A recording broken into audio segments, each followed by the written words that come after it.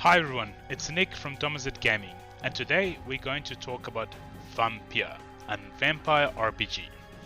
I feel in the last decade or so, in the mainstream media, the attention when it comes to supernatural has been primarily focused on zombies. When in the past, it was all about vampires, and when I heard of this game, I was very excited as we haven't seen a vampire game in such a long time. Now in Vampyr, to set the story here a little bit, you play as Dr. Jonathan Reed, a blood surgeon coming back to London during World War I during the Spanish flu pandemic, or also known as influenza. But now before you can get home, you get attacked by a vampire and awake with all these abilities and thirst for blood, like you don't know what's happening to you. Not to spoil too much, but that's kind of the setting of the game. Now London is a dark, gloomy place with sick people everywhere, which suits the game just perfectly. It sets the mood brilliantly. In general, the environments are great. London is split into 4 quarters in which people live. Now as you play, you will meet all these inhabitants of these different quarters. You can talk to them and find hints about them or help them with side quests. More hints you find about a person, more their blood quality increases, which in turn gives you more experience if you decided to feed on that person, which is, just brilliant. This is where Vampyrs is at its strongest. The story, the RPG elements, the conversation with people, everything's done so well. There's so many interesting stories around London that you can just talk to people and finding about their background, which is just, it gets you attached to all these people, and you kind of don't want to feed on them when you find out who they are, or vice versa. You might want to feed on them because they're kids. Now the main story is really good also and engaging, and as you level you will get experience points which will help you progress your powers. Now the fastest way to get experience is to feed on citizens. However, if you do that, the district might fall and it might affect your endgame. This is that kind of grey area where this game plays with, and it's done really well. And this is where the game kind of leaves it up to you. You can stay on a straight path and be a doctor first, but in turn you'll be weaker in combat, or to indulge and become the powerful vampire. And just, I absolutely love this. It's designed so well. Now when it comes to combat, it's okay. There's quite a few variations in terms of powers, but it's mainly just managing your stamina, so you're able to attack and your blood resource, which is used for your vampire powers. Now combat does become a bit of a button mash, but on higher difficulties I found it more challenging.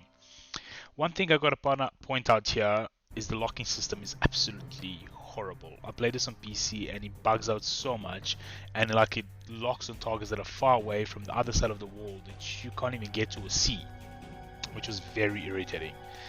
Now when it comes to weapons, you can craft them, improve them via workbench, and also craft potions and materials that you find all over the world. You have your main hand weapons, which can be one hand or two hand.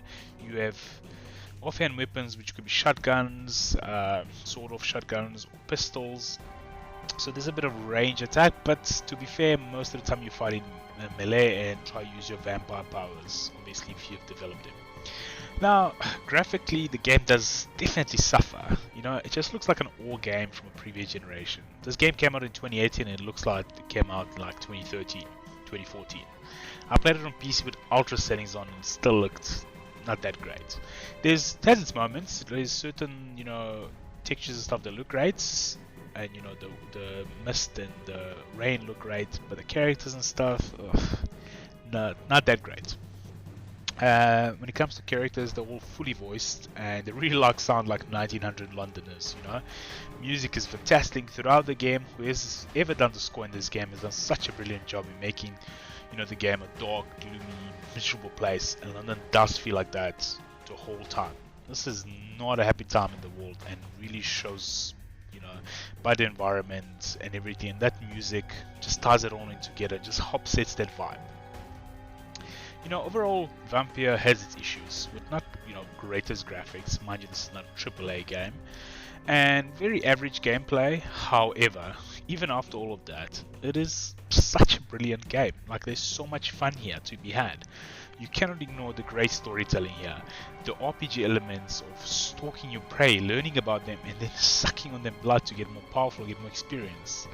I mean, it's just really good stuff.